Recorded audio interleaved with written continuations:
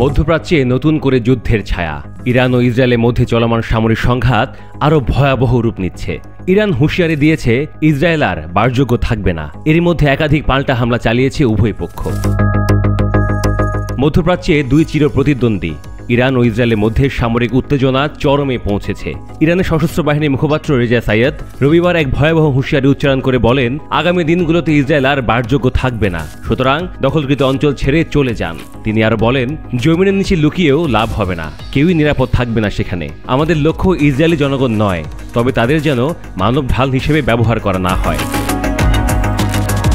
এদিকে ইরানের শীর্ষ সামরিক নেতা ও ইরানিয়ান রিভলিউশনারি গার্ড কোর IRGCর জ্যেষ্ঠ কমান্ডার মোহসেন রেজাই জানান, যুদ্ধ যদি চলতেই থাকে তাহলে এমন বড় পদক্ষেপ নিতে হতে পারে যা গোটা অঞ্চলকে অস্থিতিশীল করে তুলবে।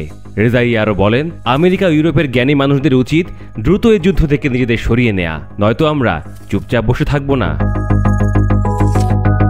এই অবস্থায় শুক্রবার ইসরায়েল একাধিক লক্ষ্যবস্তুতে বিমান হামলা চালায়, যার মধ্যে ছিল ইরানের কয়েকটি গুরুত্বপূর্ণ সামরিক ঘাঁটি ও পারমাণবিক স্থাপনাও। পাল্টা জবাবে ইরানও বিভিন্ন ক্ষেপণাস্ত্র ও ড্রোন হামলা চালায় ইসরায়েলের ভিতরে।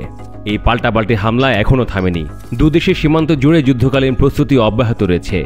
আকাশপথে নিষেধাজ্ঞা আরোপ করেছে একাধিক দেশ।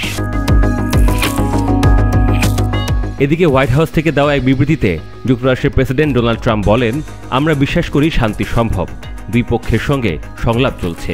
বিশ্লেষকরা বলছেন, এই সংখ্যা যদি নিয়ন্ত্রণের বাইরে চলে যায় তবে তা গোটা মধ্যপ্রাচ্য ও বিশ্বের উপর মারাত্মক প্রভাব ফেলবে। এই মুহূর্তে আন্তর্জাতিক কূটনীতিকরা চেষ্টা চালাচ্ছেন পরিস্থিতি শান্ত করার জন্য, তবে দুই পক্ষের বক্তব্য এবং সামরিক প্রস্তুতি দেখে শান্তি শীঘ্রই আসবে কিনা তা নিয়ে দেখা দিয়েছে গভীর সংশয়।